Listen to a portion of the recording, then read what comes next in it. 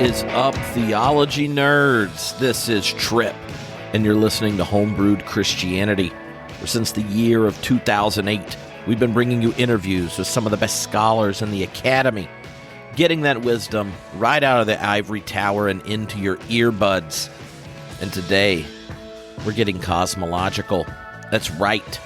My friend, process philosopher Dr. Andrew Davis is on the podcast, and we are talking about his brand new book, Mind, Value, and Cosmos, on the relational nature of ultimacy.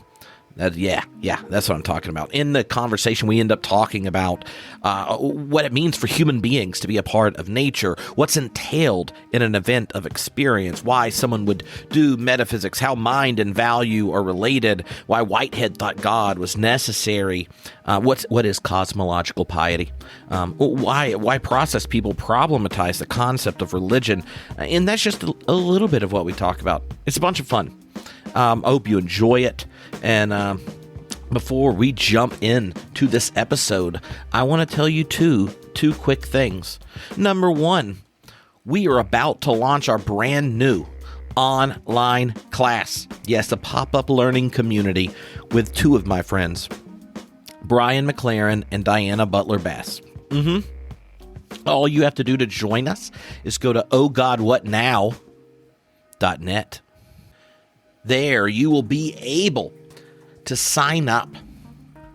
It is 6 weeks. We will be exploring what ways religion and Christianity has changed in the last 20 years as we get near the 20th anniversary of 9/11. We talk about the nature of religious decline in the West. We talk about the rise of authoritarianism, the rise of violence, the challenges we face in religious pluralism, and the ecological crisis, the changing nature of spirituality, and then what that looks like for institutional and community gatherings. It's going to be tons of fun. And honestly, to hang out with Brian and Diana for 6 weeks is a real treat. And this is a give what you can class. So you can give $0 or $1 million or anything in between. All you got to do is go to ohgodwhatnow.net and sign up. Last but not least, I want to give a shout outs to some new members of the Homebrewed community. That's right, these people went to the web address, homebrewedcommunity.com, and they joined up. They got invited to the private Facebook group. They got the members-only podcast feed, which has over 100 episodes of additional material already in that feed, including all the goods from previous classes, lectures, when I've preached, done stand-up comedy, all sorts of crazy things are in there for your listening pleasure. So I want to give a shout out to Matthew S., Randy K., and Vincent B., brand new members of the Homebrewed community. And you too can sustain this podcast. Help us expand it even by joining the community. Go to homebrewedcommunity.com, and then you can go to bed tonight saying, you know what I did? I helped bring theological zestiness to the world.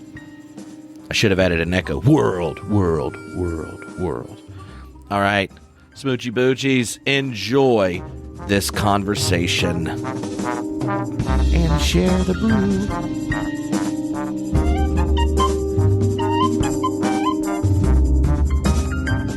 Hello, Homebrewed Christianity listeners. Guess what?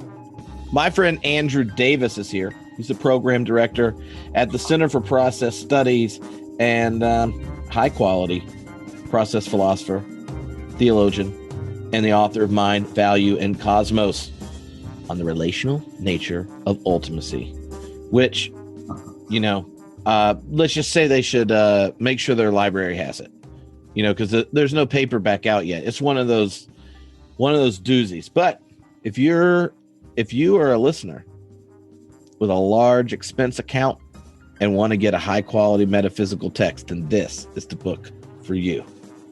Oh yeah. So how are you doing? Trip, I'm great. It's good to see you. I couldn't have put it better myself. Well, when people look up books and then they're expensive, they then tell me they give me a hard time.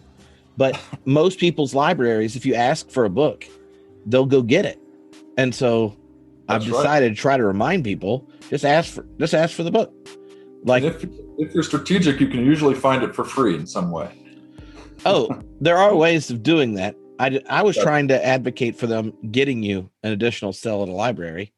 Oh, no, I would love that. I would love that. I know. Yeah, I have to apologize for the price. That's Lexington's custom, Well, it's a problem in the academic world. We can admit at the first point here. Thanks for having me on. Oh, so, for many people, will be familiar with you because you were a part of online reading group we did, the Cosmic Campfire, and the event, and such. But for those that don't know you or haven't really encountered you before in the podcast, maybe you could say a bit about how it is you ended up deciding to be a philosopher of religion.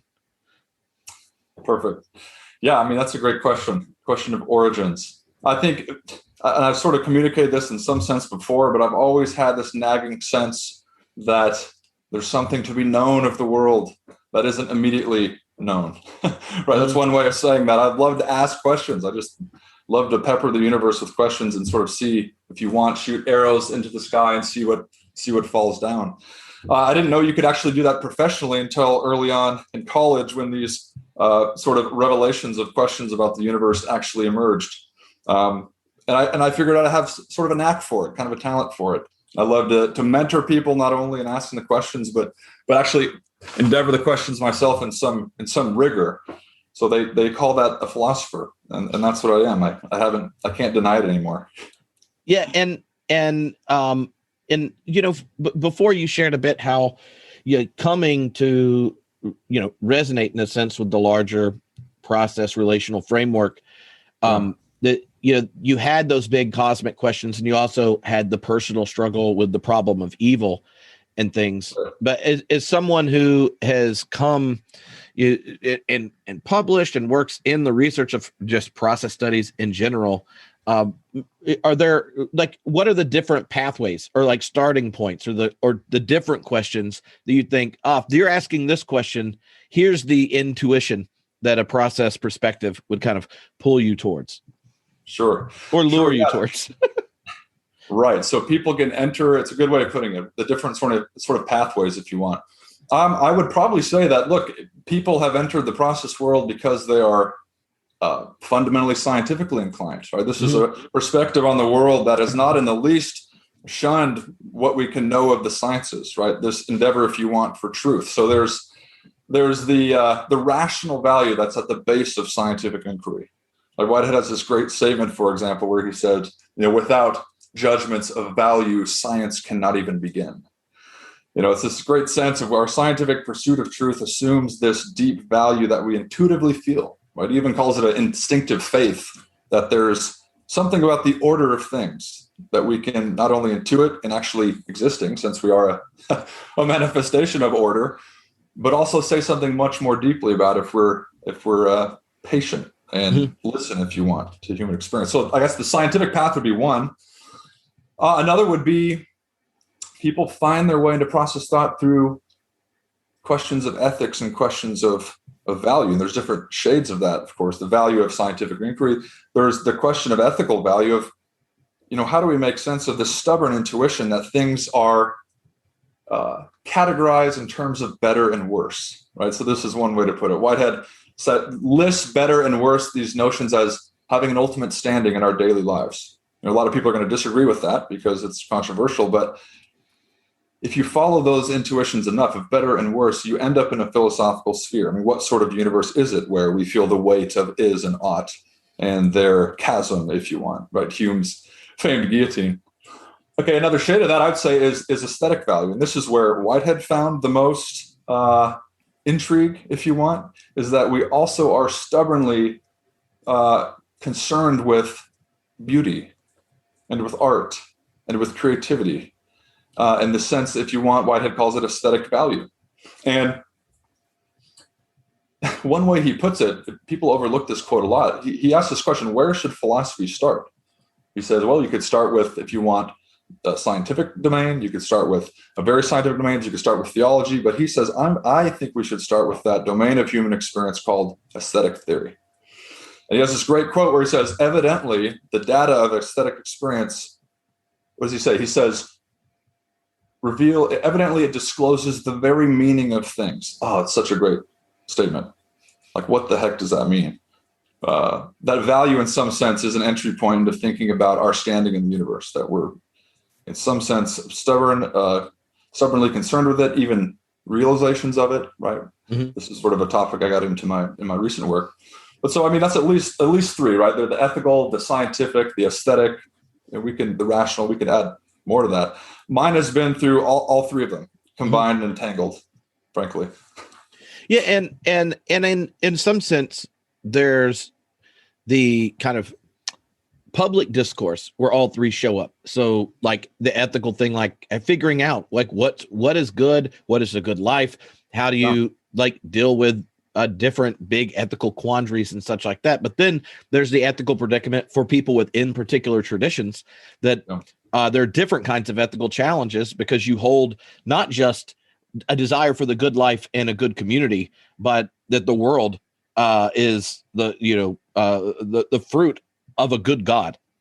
And one of the things that that strikes me about process cosmology and really the way you explore it in the book is that for Whitehead, like all three of those, conversational trajectories that get to this big picture he has are necessary. And, in some sense, his cosmological picture is saying like, you could have a lot, you could come up with ways of avoiding the ultimacy questions, right? Mm-hmm. If you aren't engaging at all three strands that are kind of needed for an account of full, robust existence. But when you do all three, then the question of ultimacy and ultimate reality or ultimate actuality comes again. So maybe you could say something about like how Whitehead imagines the task of doing a philosophical cosmology that's pulling together so many threads and kind of strings of inquiry from different parts of, the academy, the sciences, and that kind of thing. Yeah, it's so good. It's such a good question. Right. So one of the things Whitehead says about philosophy immediately, it's in Science in the Modern World, is that it's a critic of abstractions. Mm-hmm. Right. Our tendency in our disciplines and our thinking to take only a select dimension of the data and water it so it grows into something far more exaggerated than it should be. So we do this in our disciplines a lot. The reductive scientists or the dogmatic theologian or the stubborn philosopher, each of which is looking to their own domains as harboring the deepest dimension of truth. So the brilliance of Whitehead is to sort of drop a bomb on that. Philosophy says a critic of abstractions is the critic of our stubborn tendency to do precisely that. So and the place he starts, of course, is with a human experience. And that's not always been the place to start. So one of the reasons metaphysics has been so derided, especially in the modern world, at least one of the reasons, is that it's seen to be involved with things that are beyond all possible experience, right? That in principle you couldn't even know about. And if that's what metaphysics is, then well, screw it. I mean, it's hard to see what relevance it would have.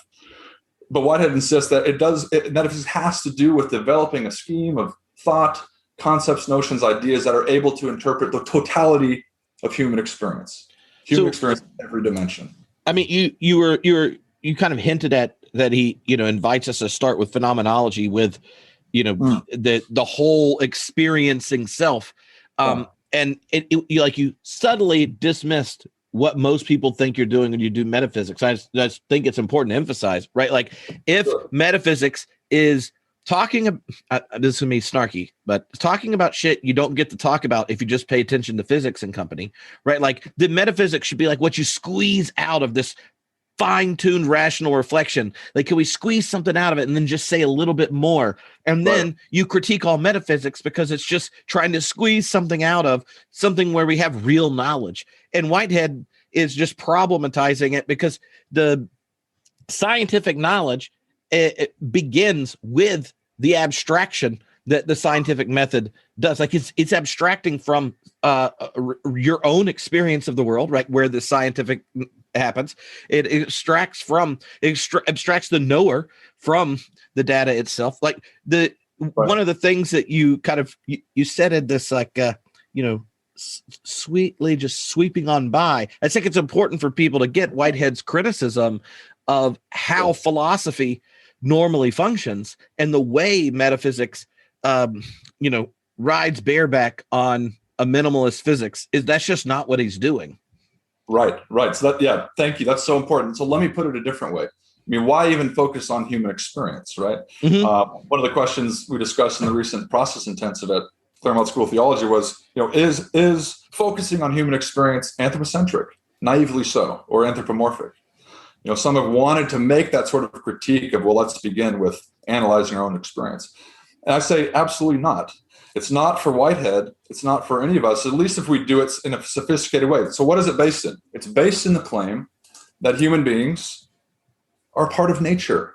Right? Human beings, far from being this great exception to everything that's going on, as if we've dropped into the world from nowhere, exemplify everything that's happening. There's certain principles that are exemplified in our experience, and those principles are where we need to start. There's aesthetic dimensions, there's moral dimensions, ethical dimensions, scientific rational dimensions. The metaphysical endeavor has to see human beings as the most intimate part of the world we know. We're not separate, right? As Alan Watts said, the universe peoples just like an apple tree apples. It's like a great sort of statement that you've grown out of the universe, to use the organic metaphor, as a flower grows out of soil. And therefore, you're connected to the soil from which you've grown. So, in speaking of abstraction, it's the besetting sin of science, of philosophy, of religion to try to abstract human beings from the world that they are part of, right? And to reintegrate them and to focus on human experiences based in continuity, not just evolutionary continuity, but metaphysical continuity. Mm-hmm. That if we're to endeavor say anything about the principles, the metaphysical principles that reign in the nature of things, we have to almost meditate deeply. And Whitehead was a deep meditator on human experience. Yeah. I've been working on this paper for AAR in a session that's connected to the research thing on panpsychism and such. But I've been playing with the concept of mindfulness of nature, and in trying to contrast the or how a process perspective gets to a kind of panpsychism is that focusing on the human experience isn't inherently anthropocentric. That's actually the place in which you would attend to the minding of nature, right? Like, and the whole idea is to play with the whole like minding the gap with the train bit, like mind the gap, but also like where is it you encounter mind of nature? It's an event, and I think a lot of times, or one advantage of a process perspective is that looking at our own experience of an event gives us then a framework of recognizing how you have a physical and a mental pole in any actual entity's experience. So then the question is, how do you create categories where our experience is a particular constellation of relational complexity and organization, but not one where something, magical is inserted, right? Like a dualist, where you insert a soul in a machine or something like that. And it doesn't just tell you, everything you're thinking, experiencing, feeling, the desire for goodness and beauty and desire to know the world, all that kind of secondary. It's not really real. It's such a good point. Yeah. And you can work there by steps. And this is where the sort of meditation comes in, right? If you convince someone, which shouldn't be hard to do, like everything in the scientific world is pointing to our continuity with nature. We're not something other than nature. We didn't plop here from somewhere else. We've grown out of the world. Right. So if one can accept that, then that means that our experience as natural beings gives us clues for thinking back over the rest of nature, not in a domineering fashion, not in a naive fashion, but it's what I like to call retrospective induction. working backward from your experience all the way down in nature. So can you find dimensions of your experience spread out through the natural world all the way down to the lowest level of things, whatever they are, right? Whitehead has his ideas. And for process people, the basic answer to that is yes. In some sense, we have to do that. That doesn't mean that a human being is, a bacterium is some sort of human. It means that the principles of human experience are dimly exemplified throughout a continuum of nature. And that's a beautiful thing because it means that we belong here, right? In some sense, we exemplify nature, and nature exemplifies dimensions of our own experience. And the question for me, and this gets into, maybe we'll go later, is if we can go all the way down in nature with that whole framework in mind, then can you go all the way up in nature as well? Can you go to higher levels of being? Can you go to, if you want, a divine reality? And does that reality as well exemplify things that are dimly apprehended in our experience? So there's a beautiful continuity here that is based on the idea that human beings exemplify nature and can meditate backward, if you want, horizontally, vertically, with those sorts of insights. It's a game changer, I think, for a lot of people. It gives you a place to begin. Yeah. So maybe a next step would be for you to kind of give us the architecture or outline, or how do you describe like an event of becoming? Right, because I think there's it, and lots of different process thinkers do it different ways.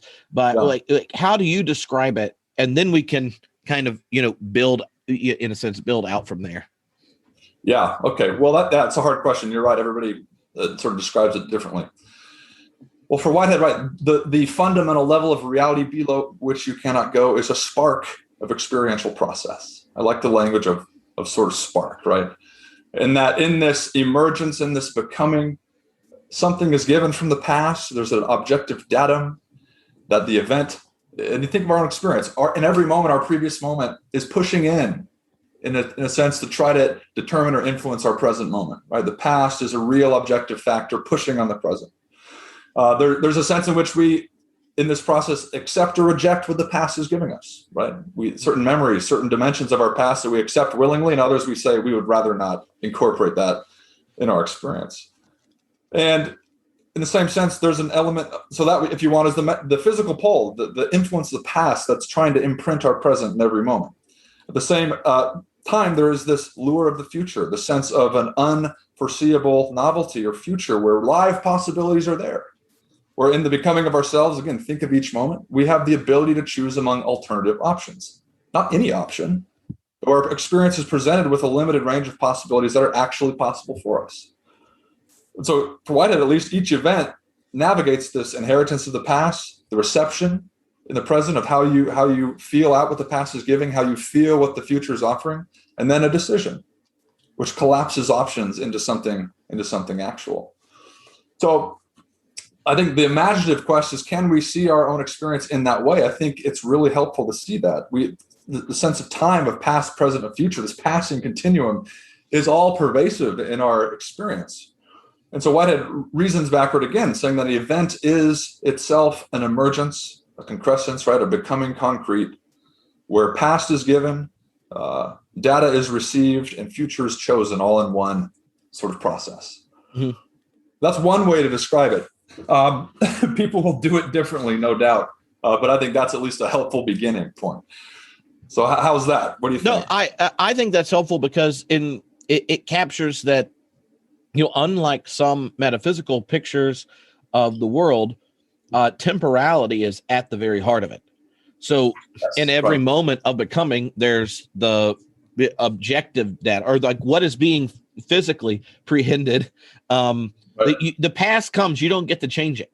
It's just there, and it shapes everything that's happening. It eliminates some possibilities, and it makes other things possible. Now, the individual entity gets to this in some way, has some type of agency as how it relates to the past. And I think we all know this. Like, you relate to your successful, healthy people learn to relate to their past differently. And I was going to say, he uses the language of stubborn fact. On the one hand, stubborn fact might be seen as this, like the past that is so freaking annoying, like it's always pressing in on you in a certain way, for better or for worse. And then creative advance, right? And every sort of moment is this confluence of stubborn fact and the possibility of creative advance. You replicate the past or you transform it in some way. Yeah, no, I mean, even our high quality, new for the Centers of Process Studies, Whitehead memes, today's was learning preserves the errors of the past as well as its wisdoms, right? Yes. And so what do you do with your agency is learning to you relate to your past differently, which is to cherish and preserve and celebrate the wisdom and learn from the errors. And a lot of time, so, you know, the past doesn't change, but what you build a monument to can. Exactly. You're making me think of, Whitehead has that great statement. I think it's in Adventures of Ideas. Well, it's the importance of the past. If you want, it's this conservative dimension of process thought, right? In terms of the classical tradition, like the preservation of the past is valuable and always influencing. Like, so we have to take account of it. But on the other hand, right, you could read that politically if you want. On the other hand, he says the purest conservative is fighting against the essence of the universe. We're constantly transcending ourselves. You can't demolish the past and only transcend without direction, right? In some sense, there's this confluence of both, right? These, if you want, politically speaking, more conservative dimensions and liberal type of dimensions that we have to navigate.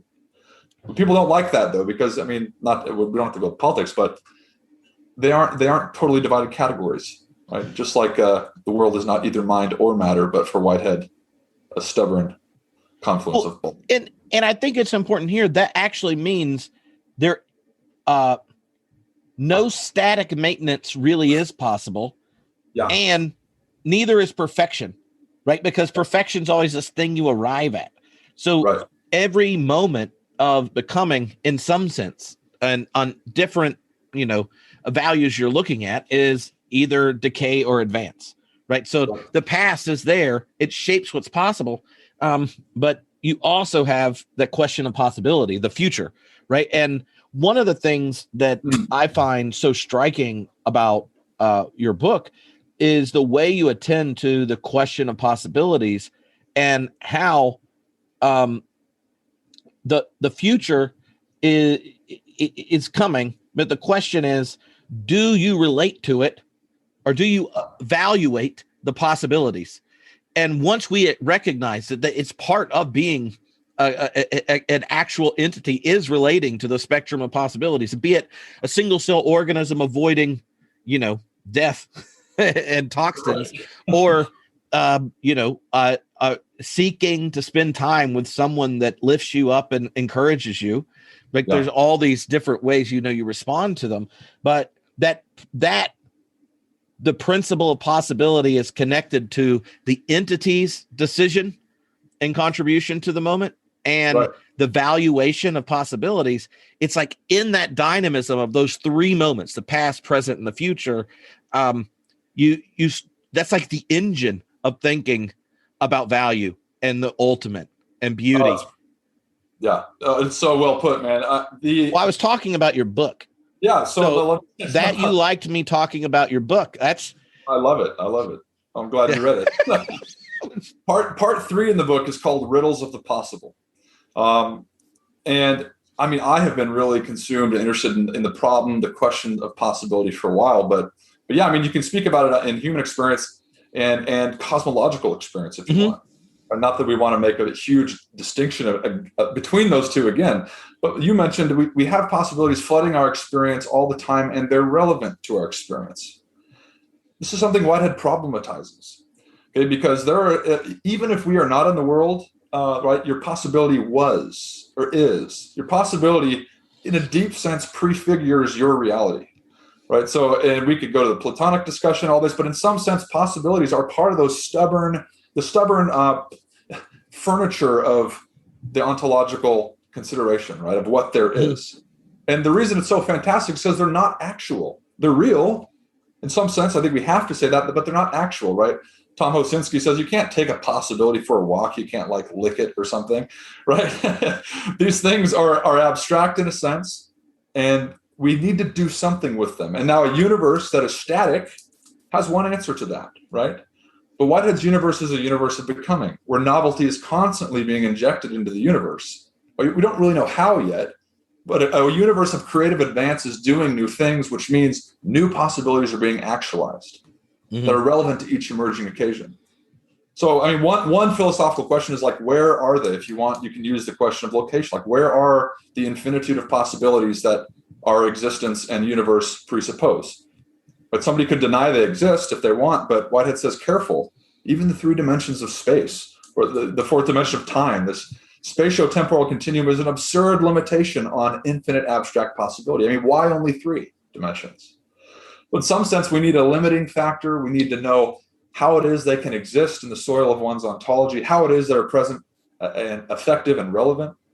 And so it's, I think, one of the greatest questions of philosophy that is often totally ignored. Yeah, and that's like where Deleuze picks up the concept of virtual reality, right? Like in his work. So like for those that might be more familiar with that conversation, like when he reaches back to Whitehead and Spinoza and is playing with this, it's that like possibilities shape what actually becomes. Right. And if they have, in some sense, right, causal power, what kind of causal power is it?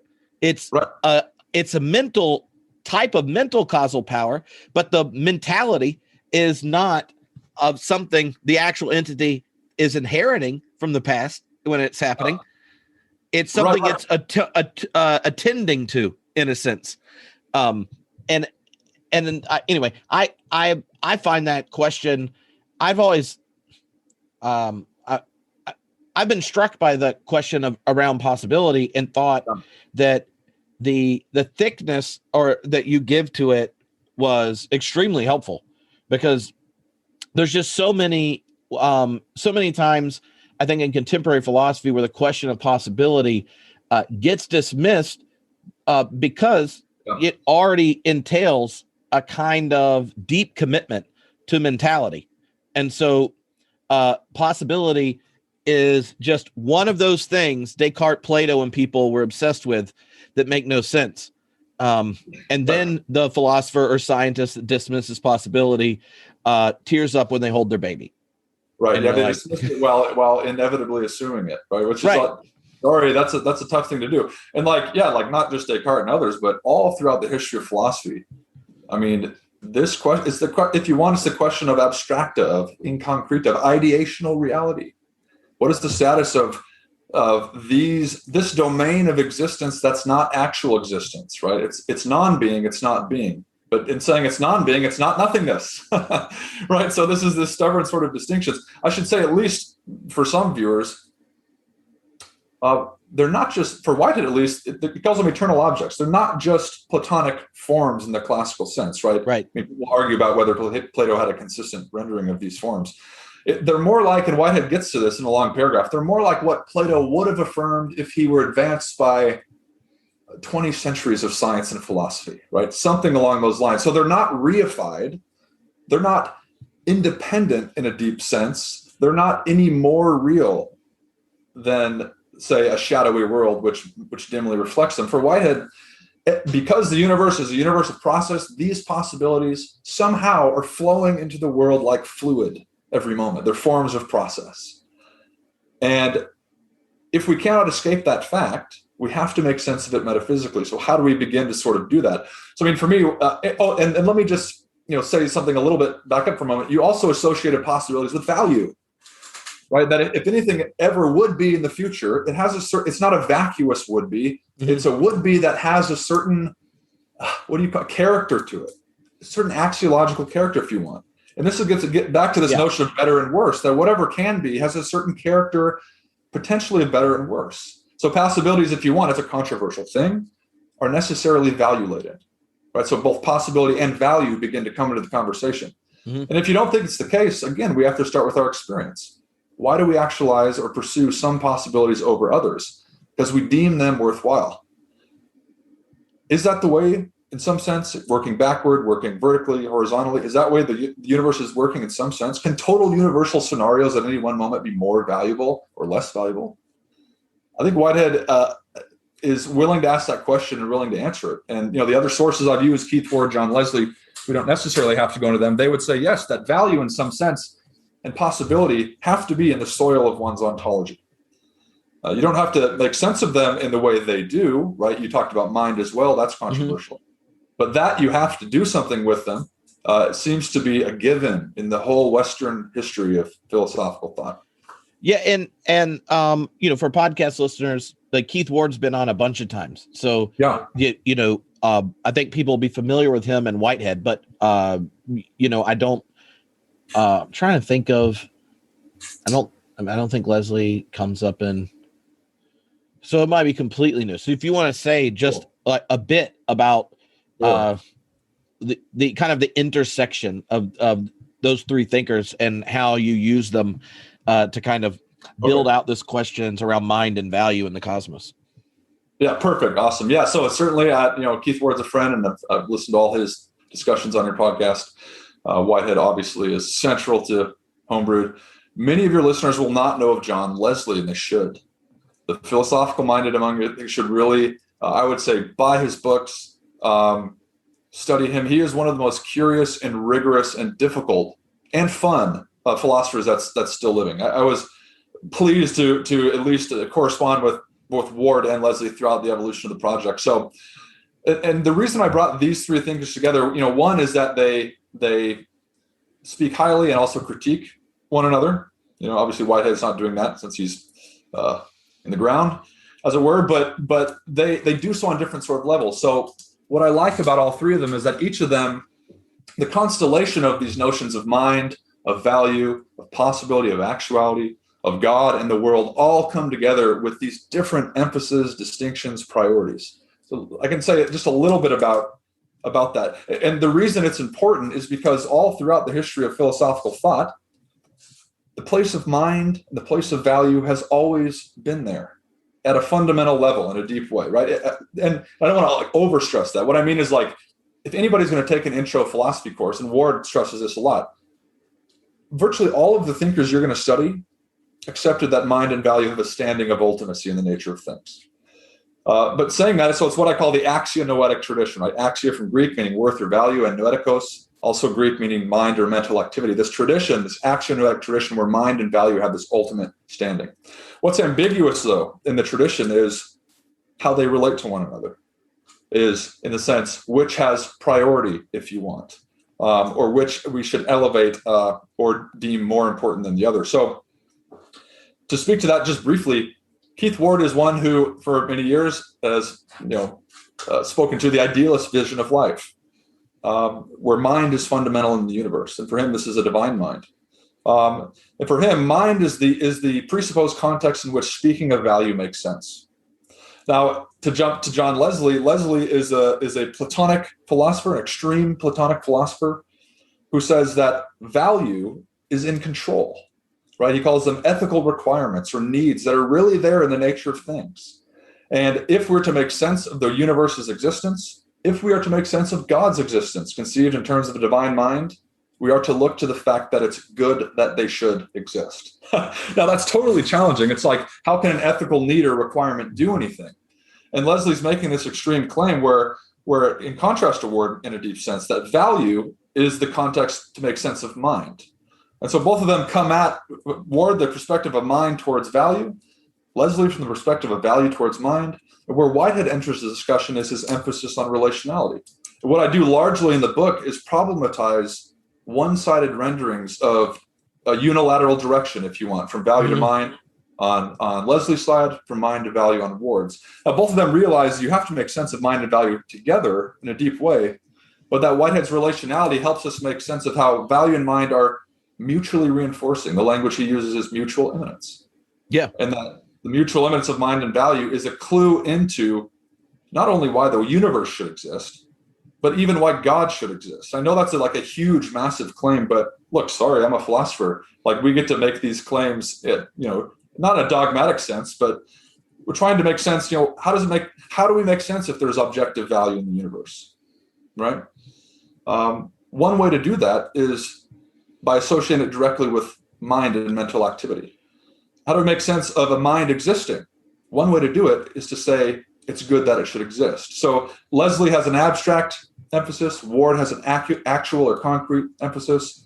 In both are wedded relationally in Whitehead's thought in this language of mutual immanence, where relationality transcends the function of both of those domains. Mm-hmm. So that just got complicated really quickly, but that sort of begins to get us in to this discussion of mind, value, and the cosmos. Yeah, and I think that there is a or maybe you should expand on it. Like when you say this, this is where the necessity of God emerges, right? Okay. Like when you're asking these questions, if you aren't just normally hanging out with philosophers, and then you're like the necessity of God, most people depiction of God is, not a solution to the mind and value, mutual immanence of mind and value. They're thinking of some, bearded entity, or that kind of thing. So like, and you grew up in a much more conservative religious context. So when you write this book and you're like, the necessity of God, the next page is not, therefore, with all eyes closed and heads bowed. Right. So like as a philosopher of religion who's gone on this journey, kind of deconstructed and processed so much of your religious upbringing and came to value it and understand it differently. What was it like to then writing something where you're like, I think this necessitates God? What was that journey of the God word? How did it change so that when it shows back up, it's not, the one you started with? Right. Yeah. I mean, the one I started with versus the one I have now.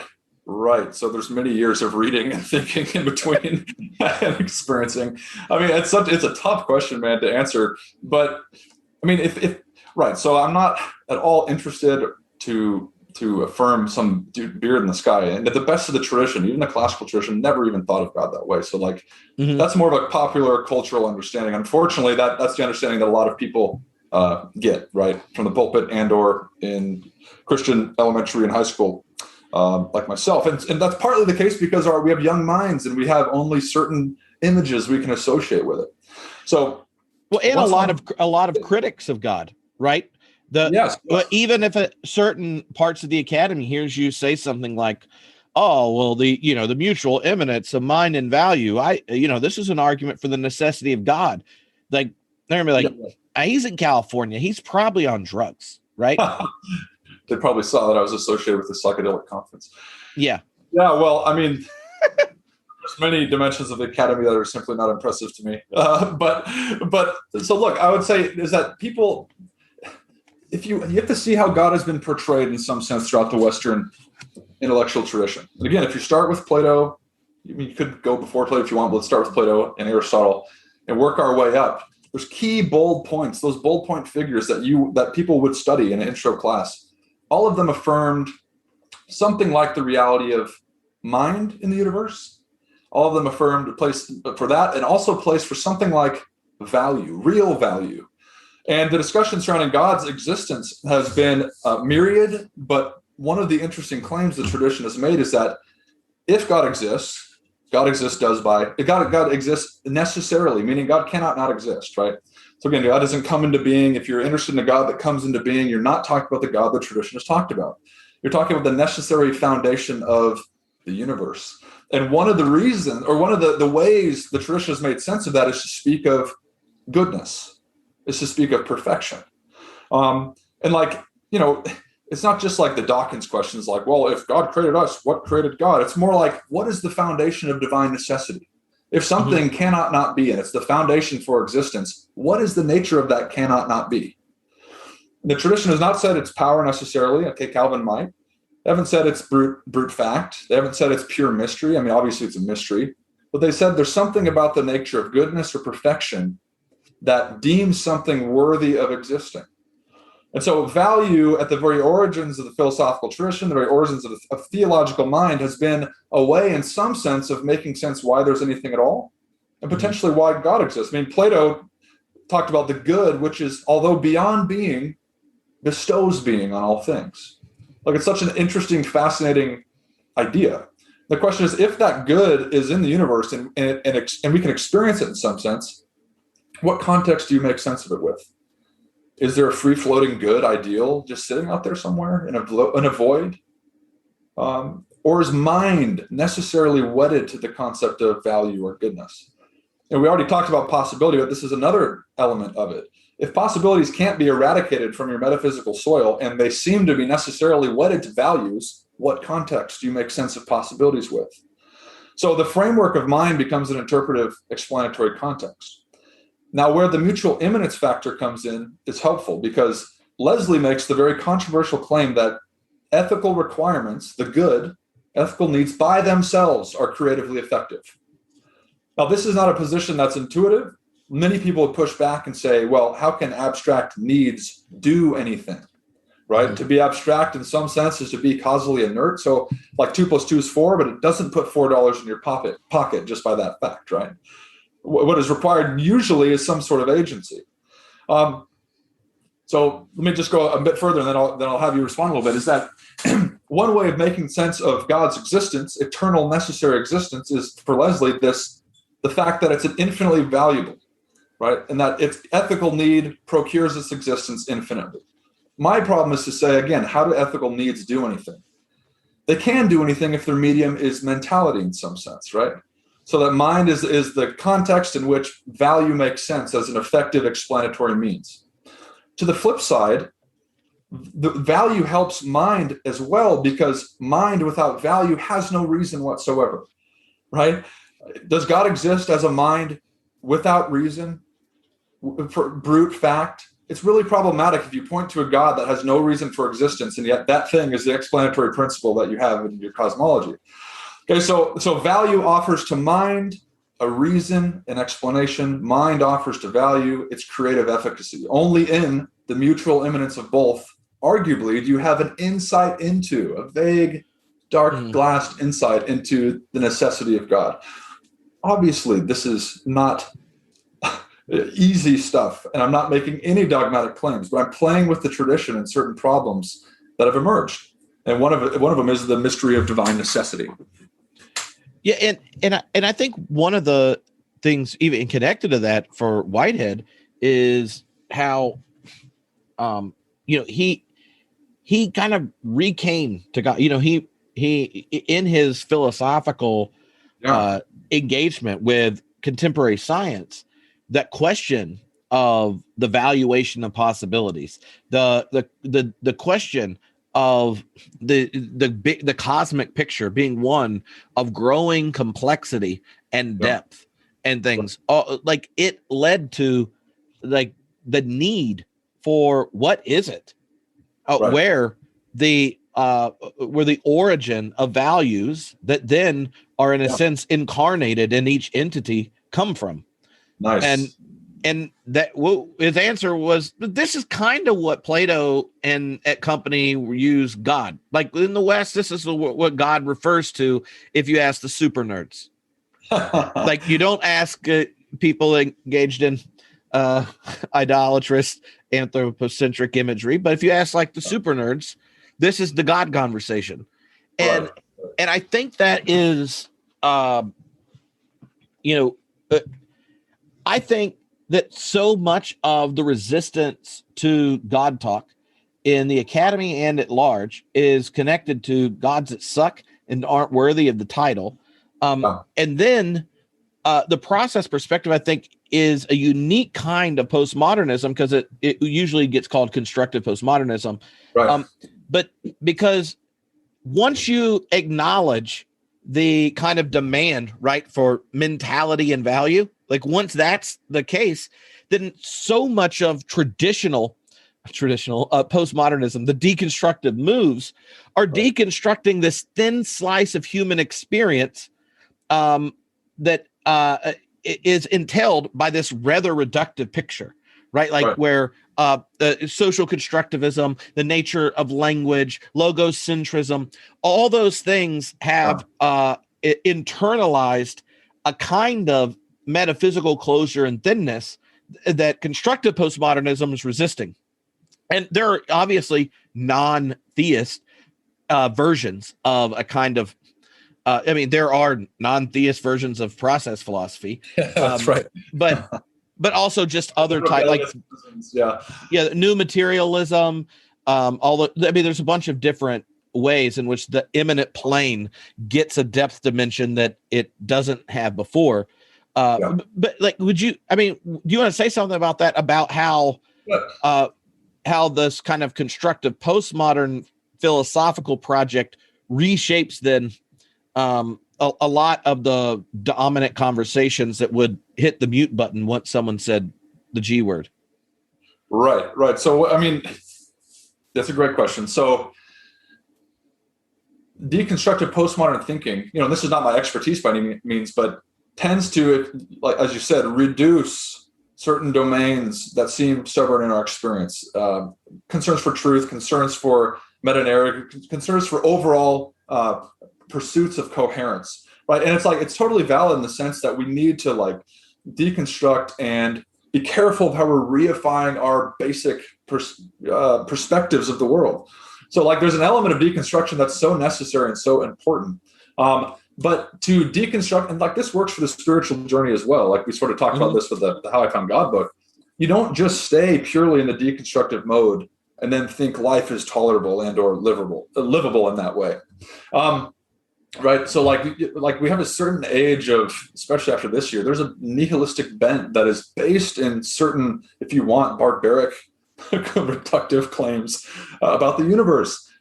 Really, we've emerged on this planet, and I'm just, as a side note, I'm so amazed sometimes at how disenchanted our human species is, willingly so. I get it. Life is a tough road for many people, and many more people than me, certainly. But there's elements of our experience that, if we pay attention to them, again, this is the focus on human experience in Whitehead, that we can reconstruct a vision of the world that transcends the critiques that deconstructive postmodernism offered, transcends them in the sense of moving beyond, if you want, how would you express it? Moving beyond what should be dismissed, right? So you critique the modern world for all of its dismays. Yeah, and I think the moving beyond part, right, is that so much of the kind of more deconstructive postmodernism is a critique of the turn to the subject. Yeah. And Whitehead wants to, when he talks about in Science in the Modern World as this being a postmodern philosophy, that's what's needed. What he's hoping to kind of initiate or name is a need for a philosophy that's postmodern in the sense of not determined by the turn to the subject. The turn to the subject then gets all these critical turns over and over that are in some sense advances, but they're revealing that the origin point, right, of modern philosophy was already problematic.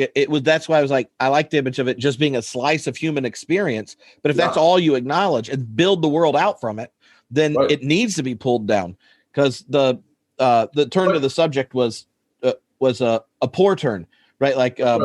That's right. And yet Whitehead talks about the reformed subjectivist principle. Yeah. So in a way, he's totally critiquing a certain narrow understanding of that, right? That goes back to Descartes in a lot of ways, but the origins of modern philosophy, but also retaining it in such a new and unique dimension that is not pure speculative, right? So he's a speculative philosopher. Right, the plane he talks about in the philosophic method is up in the air, but it's taken off from the ground, and that's an important point, right? In order to get your imaginative, speculative mind going, you have to leave from the arena of experience, and then land there again. So, it's that great metaphor he has in Process and Reality. Let me say a word though about Whitehead and God too, since you mentioned that. Is Whitehead is critiqued up and down the philosophical spectrum for including God. Right, he fell out, if you want, of favor with some of the philosophical elite of his time. Right, Carnap, for example, stopped following Whitehead when he introduced this language of God. Whitehead didn't, and contrary to Bertrand Russell per se, right, Whitehead didn't just turn to God, I would say, for emotive comfort. Right, he lost his son in World War II. Russell has the statement where, because of this tragedy, Whitehead turns to God. Now, the fact that the world is replete with evil and suffering was an important issue for Whitehead.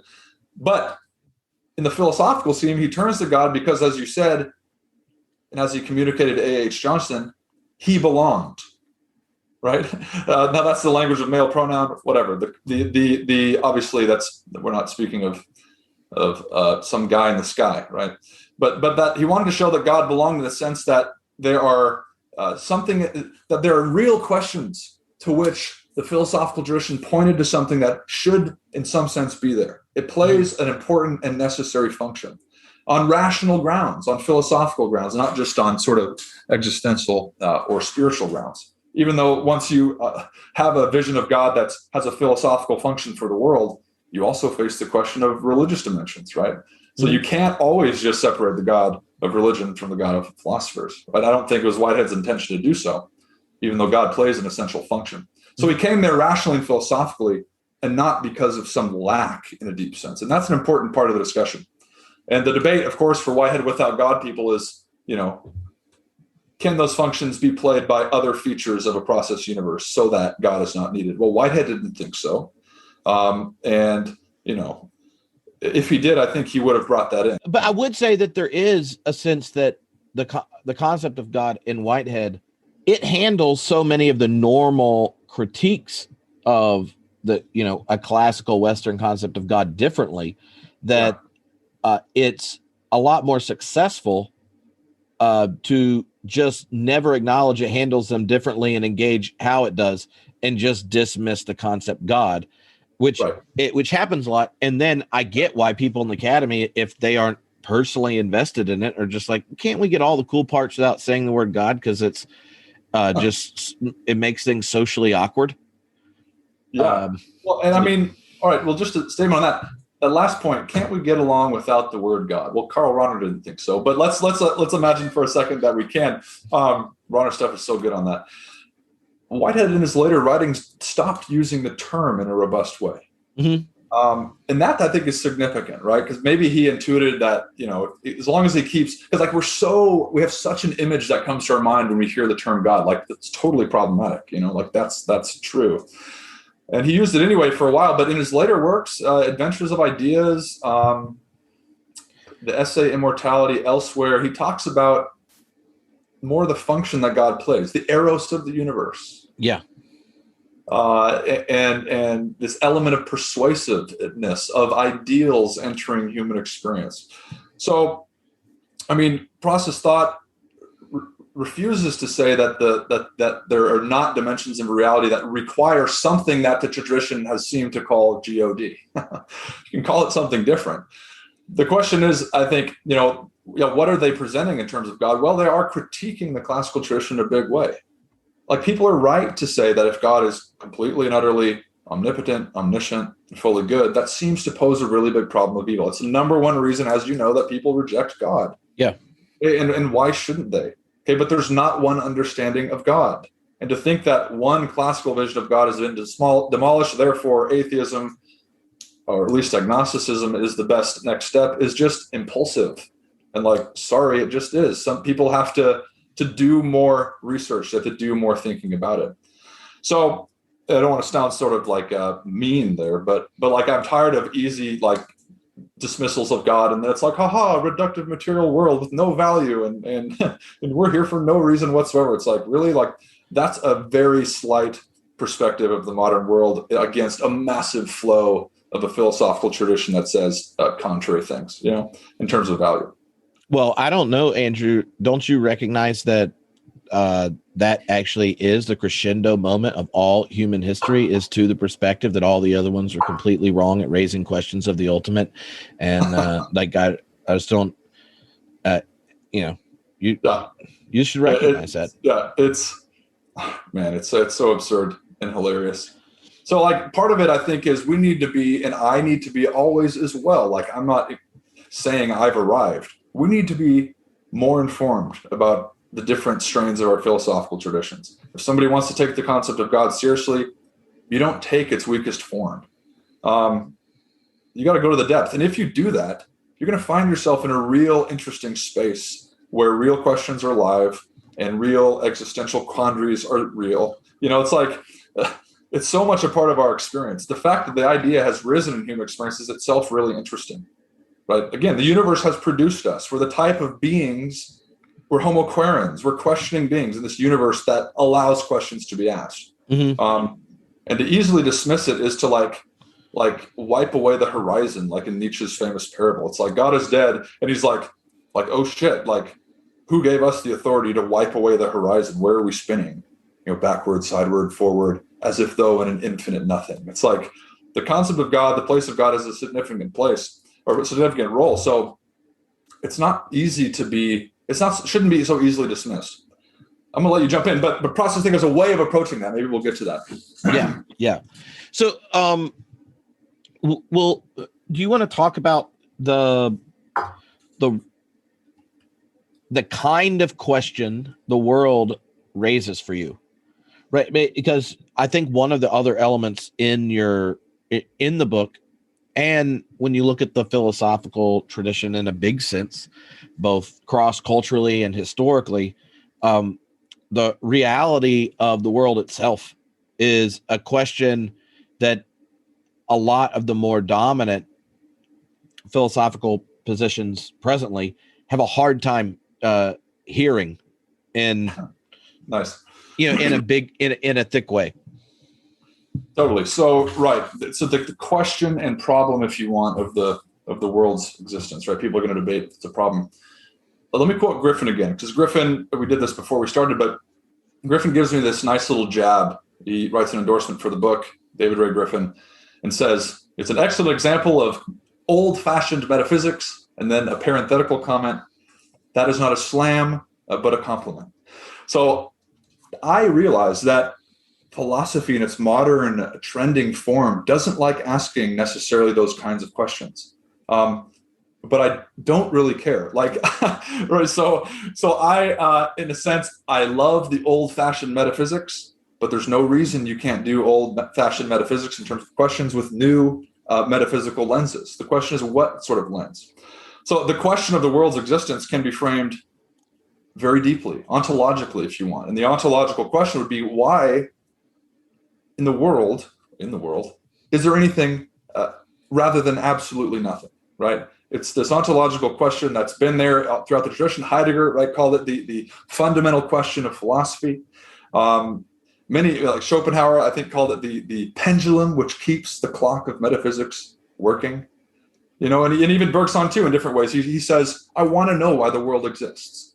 And that's interesting because it's this desire to know what is going on. Why are we here? I can't think why the question is illegitimate. Now, it gets complicated because people think, well, the question, what something versus nothing is not a legitimate divide, right? Is it really the case, for example, that absolute nothingness makes sense, right? Or that nothingness, if you want, is the flip side of something?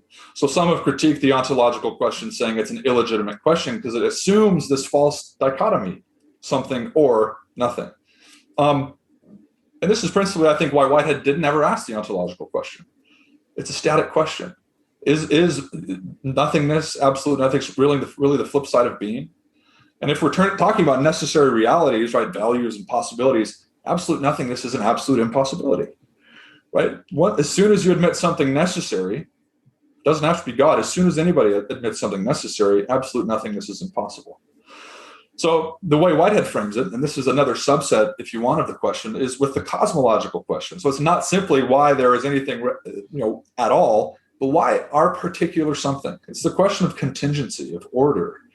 And throughout the tradition, the ontological side has been emphasized, often in one breath. Why is there anything at all? Why is our particular world here, right?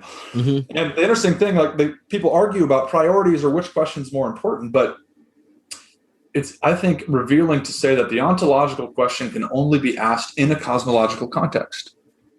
Before our existence, it was just a possibility, a question that had never been asked, but it can be asked in the context of an ordered cosmos, of which we are exemplifications.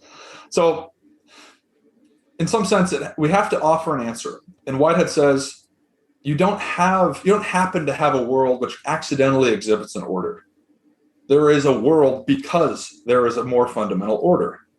Mm-hmm. And if philosophers want to stop the conversation there, I mean, they can, but the follow-up question is what are the grounds of the order? How do we make sense of there being grounds of order? that themselves are actualizations of possibilities, which are always sort of there. So I think it's totally a legitimate question. Let me say one more thing, and then I'll turn to you, is that being versus nothingness. If one wants to critique the ontological question, they should sort of integrate this emphasis of being and nothingness with becoming, right? And Whitehead does this in a deep sense, is that the question is not whether there is something or whether there is absolutely nothing, but the question is how both of those are integrated in a universe that is always becoming in a deep sense, right? So becoming is a way of integrating these two sides. And if once you say that the universe is always becoming, you're more in the domain of the cosmological rather than the ontological question. So does that help? I mean, I think it's a legitimate question. And I think there's certain dimensions of it. If you can't get away from absolute nothingness, then you're in the realm of something always being, whether possibility, whether value, whether something platonic. And you begin to work your way up, right? Necessity, contingency, these are all very complex. Well, I think, one of the things you can see there is that the process perspective has a kind of cosmological piety of sorts. Nice. Like attending to one's experience, tending to the nature of becoming. Then you kind of cultivate a piety that shaped it. So go ahead. Well, I just say I should add a little bit more to that though, to your question, because so I spoke a little bit about why we think about the two ontological, metaphysical, or ontological and cosmological questions. But let me just say a little bit, because this is what the book talks about too. A little bit about what sort of reasons people have given in a broad sense. So. And in saying this, I draw from John Leslie and Robert Lawrence Kuhn of Closer to Truth, his book, their book, The Mystery of Existence, Why Is There Anything at All? It's a great book that lays out a variety of answers from Plato to Hawking surrounding this question of why is there anything. So let me just briefly go through them, and then maybe we can talk about it a bit. So one way of answering the question of why is there a world would say that, well, a blank is absurd, right? This notion that there had to be something, and to think that you start with nothing as the ground, this sort of neutral ground is totally false, right? There has to be something, and you have different people who think through that.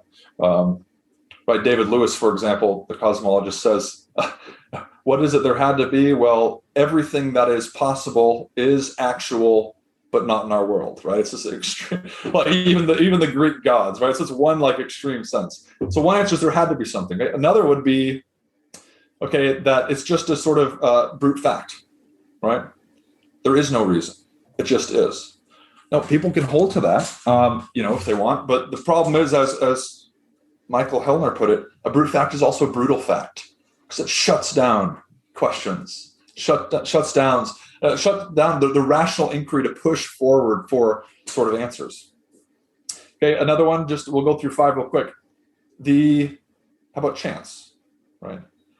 Or quantum, wild assortments of quantum probability that happen to throw up a universe such as ours. Okay, people have followed that trend. Problem is that doesn't tell you why the necessary ingredients like possibility, value, and other sort of necessary realities are there in the first place, right? All the ingredients are there to bake a cosmological cake, and here you are saying there's a chance reason to bring that they all came together in such a way. It's a possibility. Okay, the last two, which are my favorite, and again, these are not isolated. You can have blending between it. One would be that the ultimacy of value, right? The world exists because it's good that it should. Again, back to Plato, to Aristotle, to this element of value. The reason, if you want, for God creating a world is not because for no reason, but because it's good, right? So those in the biblical tradition, God saw all that was created and it was good. So value is another way of answering. And finally, mind, right? The necessity of mind, that in some sense, there's a noetic rootedness of all reality. So let me see, we have this blank is absurd, brute fact, chance, quantum probability, value, and mind are different ways that people have gone about answering the ontological and cosmological questions. Now, I'm particularly interested in the value and mind dimension of those, even though they don't necessarily, obviously have to make sense of chance and indeterminacy in the universe, if it's creative in some sense. Yeah. Anyway, I mean, that's a lot. So we can shoot off from there if you'd like. Well, maybe you can. I feel like there it could be helpful to show one kind of how you're connecting the two you're most interested in the book, but maybe with an eye towards how do you take your perspective and then how does that help you understand the phenomena of religion? Like if you are going to talk about real values and goodness and possibility and use the God word as a philosopher, then you look at historical things that we call religion, even though the category is problematic in and of itself. But like how does an account of the cosmos where mind and value are, there's a kind of mutual immanence. Like what is that? How does that help you understand the nature of the religious or the spiritual? Yeah, it's a great question. And in the book, we're rushing through a lot of this stuff because we only have limited time, but you have to sort of understand the nature of the philosophical questions I'm asking first, right? And one of them is not religion, at least in this book. But of course, I think religion's wild and awesome and tragic and beautiful all at the same time, much like human beings who are religious. But I think in a deep sense, if we're to pay attention to our experience, so again, I'm not arbitrarily saying value in mind or ultimate, and again, I'm not even saying that because we're getting I'm saying relationality is ultimate, but we have to talk about in some sense the sort of problem of ultimacy. But if you begin to attune to your experience, I think it's indispensable to come to certain conclusions about the stubbornness of value, the stubbornness of possibility, the mystery as to why a universe which you grew out of produced a mind in you, the question as to whether or not there is an infinite mind, right? Is it the case that you are fully, what's the right term? That you're fully detached from the origins of your being? Are you utterly different in kind from the universe that produced you? Like that's a philosophical question. It's a great one. So there's a theoretical dimension that religion has to deal with mind in a deep sense. Doesn't have to be called the divine mind, right? There's mind in Buddhism certainly, but let's just stick with the divine mind for now. From your experience and theoretically, you can get there. But I mean, religions are constellations of existential structure, if you want, that emerge from experience, that are oriented and based in the claim that your mind, if disciplined, can in fact connect to a larger domain of mind and value, right? I mean, that's obviously super, super broad. But I mean, that's a way at least of getting there. I just point to experience again. So again, religions don't emerge with some guy just like comes out necessarily and says, here's a bunch of weird stuff, just believe it. It's like the best of the traditions are saying, like James's variety of religious experience, he's saying there's really something there to be investigated. Whitehead is too. If you're not going to dismiss elements of human experience, then you have to take this discernment of holiness, the discernment of worth, seriously. And I think religion, if you're going to reduce it, I don't like reducing religion, but it's about navigating the spaces of value in our interior and exterior life. That means both individually and also collectively, right? Because it's not just an isolated phenomenon, even though Whitehead has that great line of religion being what the individual does with his solitariness. It's a great line. At the same time, it's world loyalty, right? Another statement. Right. So I just think that these elements of value in mind and possibility are ineradicable. Like I try to get away from them and I can't. And I think religion's about structuring and manifesting those dimensions in certain ways, obviously with theory, obviously with history, obviously with experience. But I mean, does that help? That's not necessarily clarifying, but it's sort of my attempt to get at the religious domain. Well, yeah, I mean, I think so because, in a sense, a more reductive account of religion or debates around truth then want to abstract and categorize religions and then flatten them out. So they're usually their ideas or the things you do, right? Yeah. And so it's all these kind of isolated particulars, concepts or knowings and doings, right? That you're like, oh, this is the religion. These are the parts that are going there. And you can get why that can be helpful. You'll learn plenty of things. But I think a philosopher of religion in a Whiteheadian key, in one sense, is going, yes. And you, just like you have evacuated the mind out of the human and are attempting to explain it. You have pulled the engine out of religion and are talking about what they know and what they do. And underneath it is, for both, right, is this rich account of a world where that's mindful and value laden. And then what is it like to attend to that as creatures with a complex mind, with a symbolic register that we can use and engage in? Then the idea that you're going to look at the words in that symbolic register and the ideas or the rituals and lay them all out and act like that captures what the kind of underground current of the whole thing is problematic. And so often we isolate the knowings and doings, create a typology of religions, and then start comparing them and stuff. And I think the process vision, and there's different expressions of it, though, are like looking at the underground river, this pulsing, and religious traditions on their best days are expressions of it. But so are other secular, quote, secular traditions of value or whatever.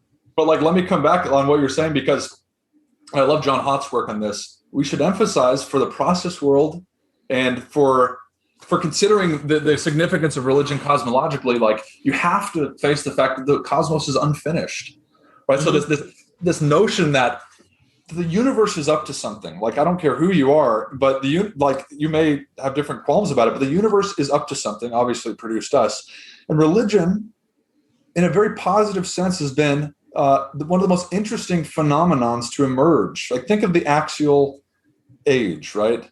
People talk about the second axial age now, but this notion, like roughly the second century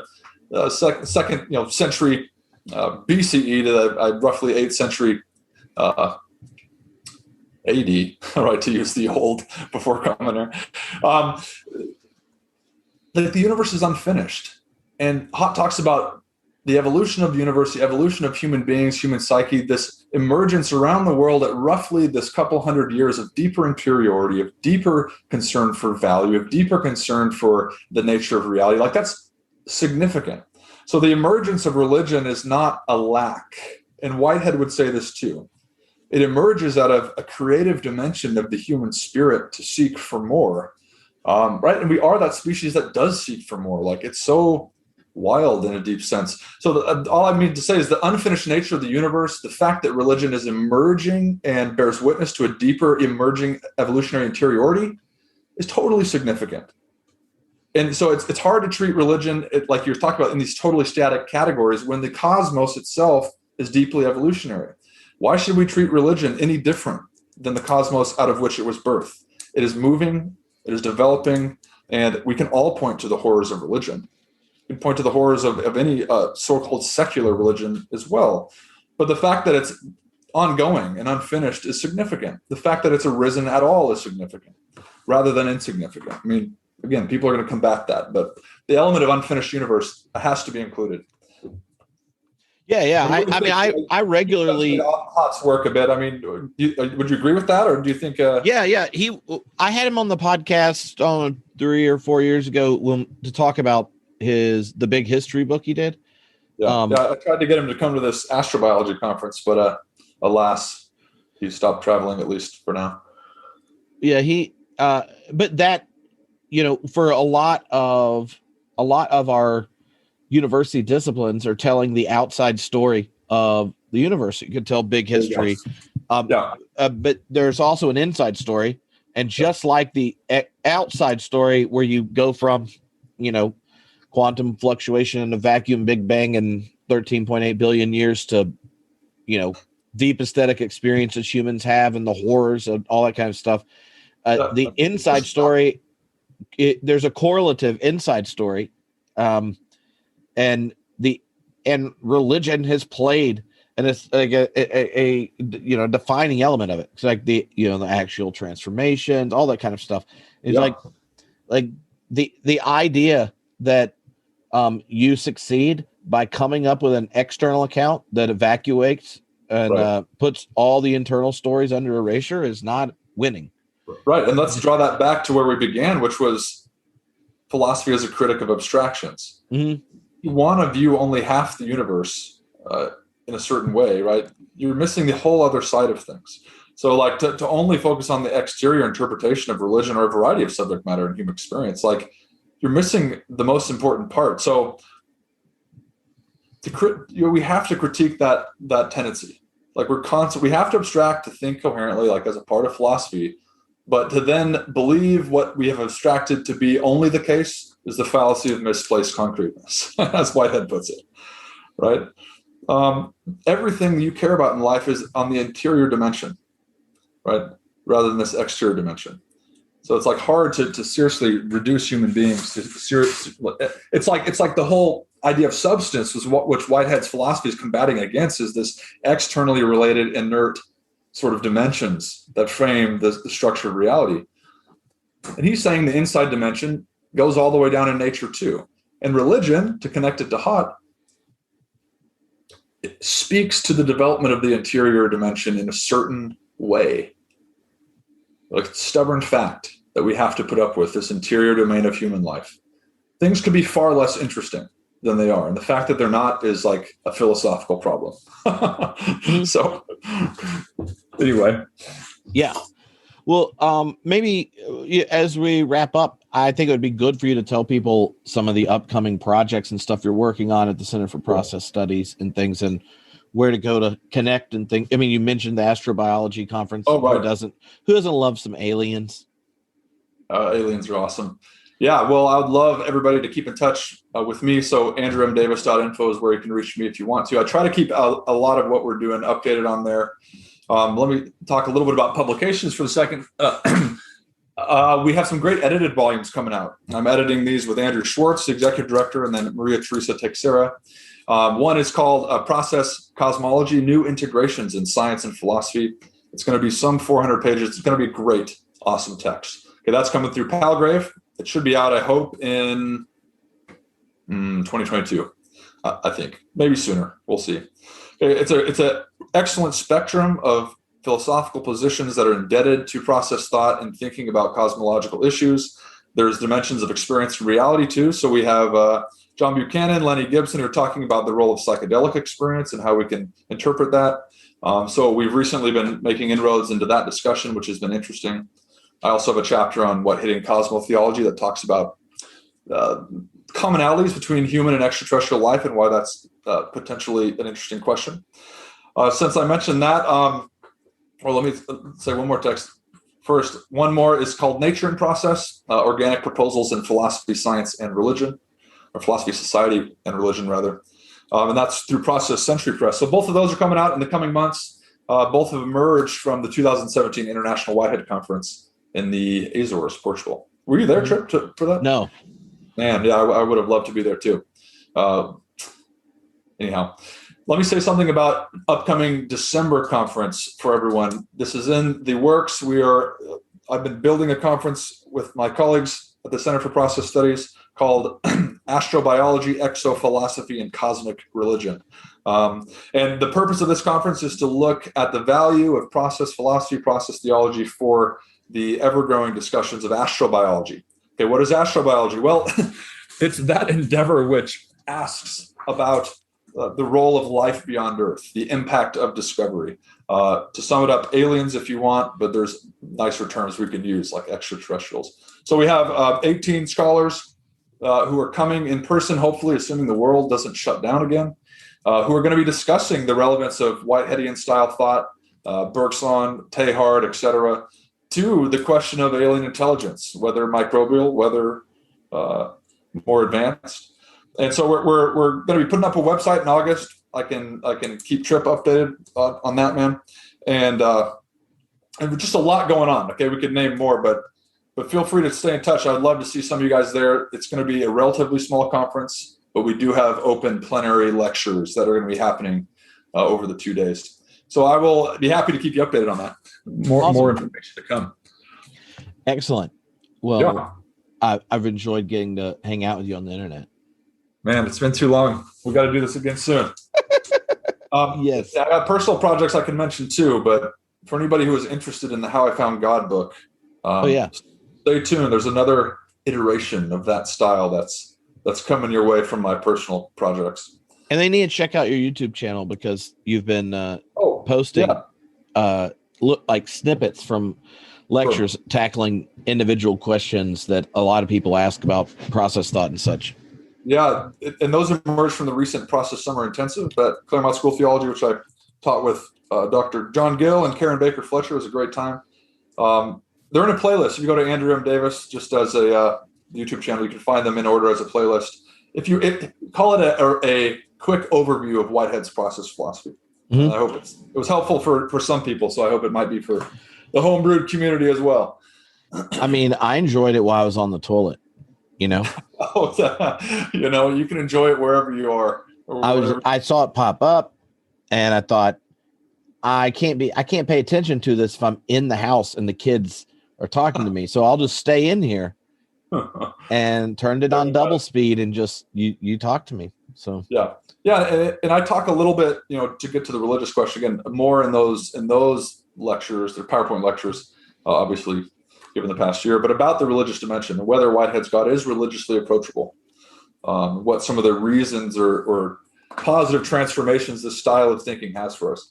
And maybe the last thing I'll say before you close is for those listeners who are sort of drowning in all this wild language and concepts, like don't worry about it right now. Something I like to say to my students is Whitehead hated dogmatism. I think he's less concerned ultimately with whether you get everything down in precisely the language he did, and more concerned with whether or not you can imagine the universe being this way, right? A universe of feeling, a universe of experience. It's a challenge for me each day. So I always put it to people who listen, can you begin to imagine the universe as fundamentally oriented towards experience, value, mind, feeling? And if you can, see if it'll transform how you live. Like, that's the practical dimension that I work on and struggle with each day. I'll stop. Thank you, Andrew. Thank you.